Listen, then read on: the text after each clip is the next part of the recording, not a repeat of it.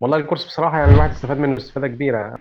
هو موضوع في جزئين، ان موضوع الاستيميشن والكنترول. اول حاجه الاستيميشن، انا كنت اشتغلت قبل كده استيميشن بس كان في شركه صغيره.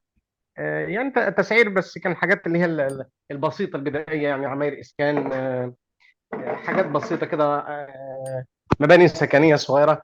كان موضوع الاستيميشن فيها كان بسيط، فكان الواحد عارف موضوع التكسير البنود. بس كانت نسبه ثابته، احنا كنا بنحط نسبه ثابته كده. يعني الشركه مثلا بتقول لنا نحط نسبه، الاوفر هيد كامل كله على بعضه مثلا 27 28% كده، على بعضه يعني. فدي الواحد كان عنده خلفيه فيها، وصعبت مشاريع على الاساس ده يعني. النقطه الثانيه اللي هي الكوست كنترول، الاستفاده منها، انا خدت كورس قبل كده كوست كنترول. تمام. بس انا خدت فتره بس، بصراحه يعني الاستفاده منه كانت زيرو.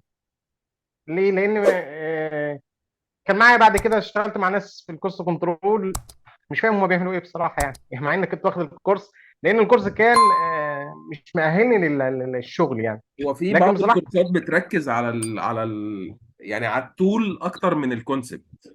يعني في. بالظبط حاجات، يعني بصراحه يعني انا ما كنتش شايف لها لازمه يعني خالص، ما كانش لها اي لازمه. لكن معاك يعني بصراحه يعني الواحد شفت الحاجات ديت، وشفت الجدول اللي بيشتغلوا عليه، والايرن فاليو والسي بي اي والسي بي اي والحاجات دي كلها، والاداء. وكان معانا المهندس الكوست لما كان بيخش يتناقش مع مدير المشروع بتاع. انا ما كنتش فاهم الحاجات دي كلها، مع اني كنت واخد الكورس يعني ما كنتش فاهم هم بيتناقش في ايه. لكن لما خدت الكورس مع حضرتك يعني خلاص الرؤيه دي كلها وضحت.